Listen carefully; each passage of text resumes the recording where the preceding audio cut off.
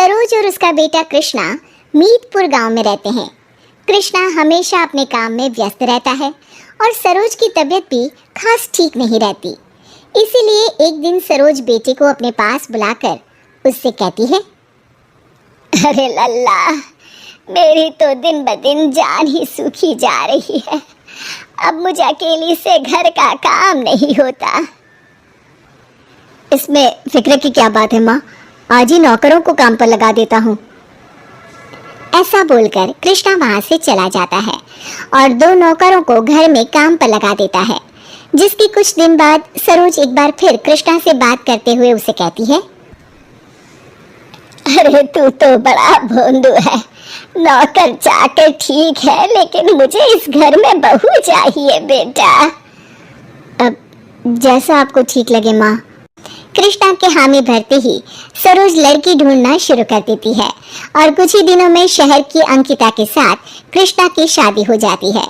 शादी के अगले दिन से ही अंकिता घर का सारा काम संभाल लेती है। माँ, लो आ गई तुम्हारी बहू। अब इसके हाथ में तिजोरी की चाबियां थमा कर तुम आराम ही आराम करो। चाबियां? पर इसे चाबियों की क्या जरूरत बेटा, सब घर में ही है, जो चाहिए मुझसे मांग लेगी। अरे तुम कब तक सारे काम का बोझ अपने सर पर लेकर घूमोगी? आराम करो और फिर जो भी बात हो अंकिता को कह देना। कृष्णा तिजोरी की चाबियां अंकिता को दिलाकर काम के लिए चला जाता है और अंकिता भी अपने काम में व्यस्त हो जाती है। अरे वाहरी, घर में आते ही मेरी चाबियां हथियाली, आगे न जाने क्या गुल खिलाएगी। इसे दिखाना पड़ेगा कि सास कौन है और बहू कौन।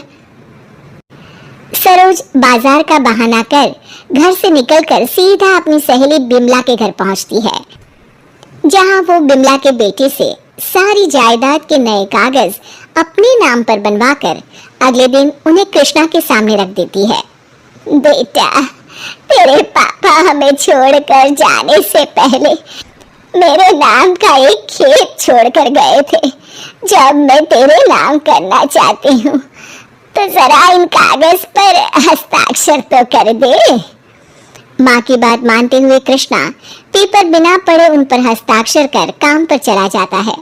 जिसके जाते ही सरोज सीधा अंकिता के पास जाकर उसे कहती है, बहू चल, तिजोरी की चाबियां मेरे हाथ में थमा दे। पर माँ जी, वो चाबियां तो क्या तो है? ये घर और बाकी सारी जायदाद मेरे नाम पर है। अगर तुझे इस घर में रहना है तो चाबियां मेरे हाथ में थमा दे। और हाँ, मैंने नौकरों को काम से निकाल दिया है, सीधा जाकर काम पर लग जा।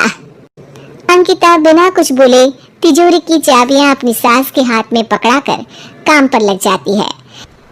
शाम को जब कृष्णा घर वापस आता है तो अंकिता की पसीनों में बेहाल हालत देखकर हैरानी से उससे पूछता है, अंकिता, ये क्या हाल बनाया हुआ है? दोनों नौकर कहाँ है? माँ जी ने सबको काम से निकाल दिया।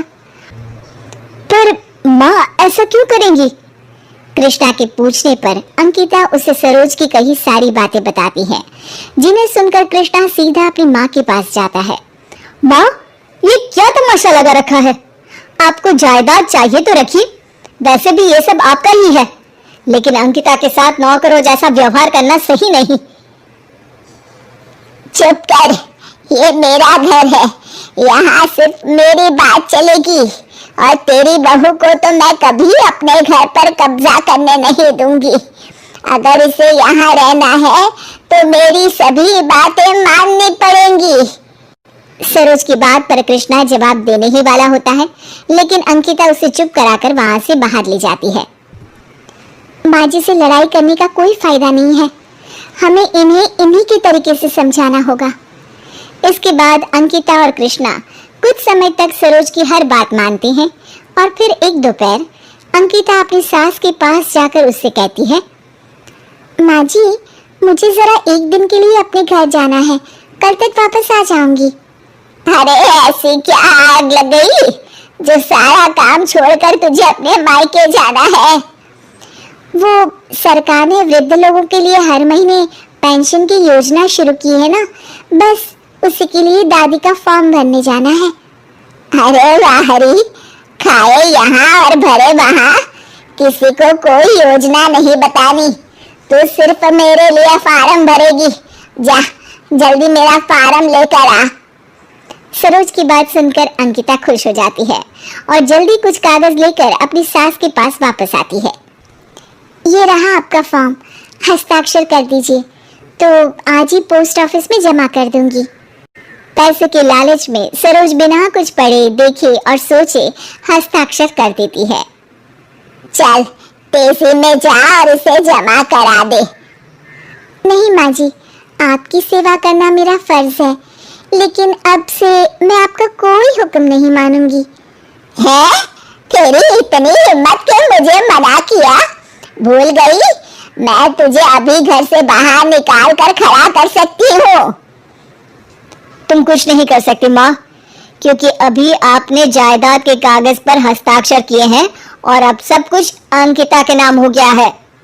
माँ जी, मैं कभी आपसे कुछ भी छीनना नहीं चाहती थी। ये मेरा भी घर है, इसीलिए मैंने आते ही आपके आराम के लिए सब कुछ संभाल लिया। हम दोनों हमेशा आपकी सेवा करना चाहते हैं। मुझे कोई प्रॉपर्टी का लालच नहीं। मैं कल ही सब कुछ कृष्णा के नाम करने को तैयार हूँ। अरे मेरी हिम्मत मारी गई थी जो अपनी सोने जैसी बहू को पीतल का समझकर ये सब कर बैठी। मुझे बस अपना परिवार चाहिए। एक बार फिर से सोच लो माँ।